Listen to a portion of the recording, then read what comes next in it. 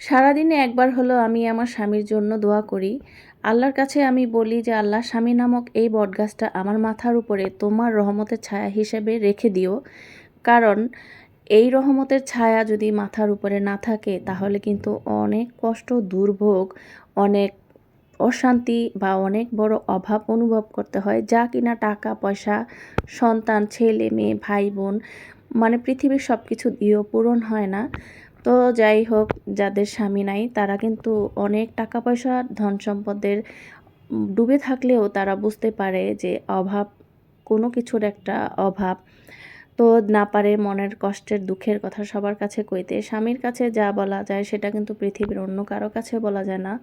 নিজের মায়ের কাছেও বলা যায় না, এমনকি বাবার কাছেও বলা যায় না। কিন্তু সেটা স্বামীর কাছে বলা যায়। কিন্তু স্বামী পৃথিবীর এমন একটা মানুষ, সবচাইতে আপন। আবার ক্ষেত্রবিশেষ স্বামী কিন্তু পৃথিবীর সবচাইতে পর হতে পারে। তো যাই হোক, সব স্বামী কিন্তু একরকম না।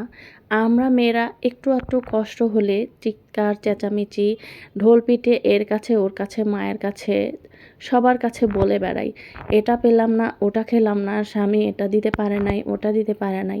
কিন্তু আমরা একবারও কি ভেবে দেখেছি স্বামী নামক মানুষটা আমাদেরকে সুখে রাখার জন্য, আমাদের অভাব পূরণ করার জন্য তার কতটা অভাব, কতটা স্যাক্রিফাইস করতে হয়, কত কিছুর অভাব তার জীবনে রয়ে যায়, সে কখনো কাউকে বুঝতেই দেয় না। বলে বেড়াবে তো দূরের কথা, অনেক সময় দেখা যায় অনেক পুরুষ এক জোড়া জুতা বারবার মুচির কাছে নিয়ে সেলাই করে বছরের পর বছর পার করে দেয়। কিন্তু ওইদিকে ছেলে মেয়ে বা নিজের স্ত্রীকে বছরে কয়েক জোড়া জুতা দিতে চায়। তার কথা বললে যদি বলি যে এটা কেন কিনো না, সে কিন্তু বলে বেড়ায় যে আমি পুরুষ মানুষ, আমার লাগবে না, আর এটাই তো ভালো আছে, চলছে তো। সে এড়িয়ে যায়। আর আমরা ২ জোড়া ৫ জোড়া জুতা থাকতেও কিন্তু আমরা বলে বেড়াই অমুকের বউ অত টাকার দামের জুতা কিনে, অমুকের বউ ওই মার্কেট থেকে জুতা কিনে, আমি কি করি, আমাকে কি দিয়েছ? আসলে এগুলো একদমই ঠিক না। আমাদেরকেও বুঝতে হবে আমি কি পেলাম না পেলাম, সেই হিসাবটার ফাঁকে আমার স্বামী কি পেল, আমার স্বামী কি করছে না করছে, সে আমাদেরকে কতটা দিচ্ছে, তার কতটুকু সামর্থ্য অনুযায়ী দিতে চেষ্টা করছে, এইগুলো কিন্তু আমাদের স্ত্রী হিসেবে বোঝা উচিত।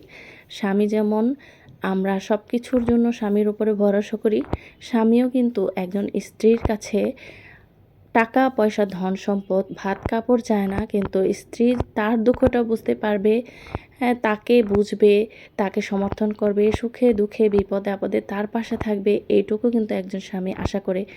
আর সেই স্বামী সবচাইতে শক্তিশালী, যেই স্বামী স্ত্রী সুখে দুঃখে তাকে সাহস দেয়, তাকে বলে যে এটা হয়েছে কি হয়েছে, আমি তো পাশে আছি, ভেঙে পড়লে চলবে না, এগিয়ে যাও।